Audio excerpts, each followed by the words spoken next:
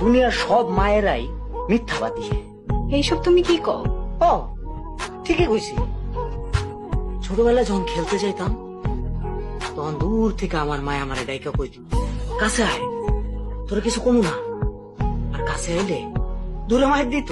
আমার খুব রাগ হইতো, রাখতাম আর ভাবতাম আমার মা তো খুব বড় মিথ্যাবাদী, আমার লোকে মিথ্যা কথা কয়। কিন্তু আস্তে আস্তে যত বড় হইলাম তত বুঝতে পারলাম খালি আমার মা না, দুনিয়ার সব মা মিথ্যাবাদী, সব মায়েরা মিথ্যা কথা কয়।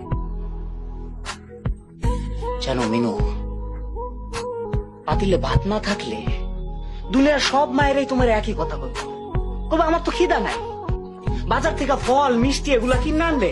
এরা করবো না আমার তো ফল পছন্দ না, মিষ্টি তো আমি খাই না, এগুলো আমি খাই।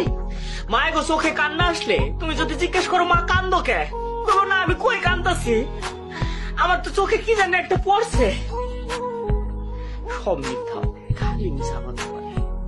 নিজের কষ্ট নিজের বুকের মধ্যে চাইপা রাখে আর বাইরে থেকে এমন একটা ভাব ধরে যে তারা খুব সুখে আছে, খুব আনন্দে আছে, সন্তানদের কোনোদিন বুঝতে দেয় না যে তারা কষ্টে আছে।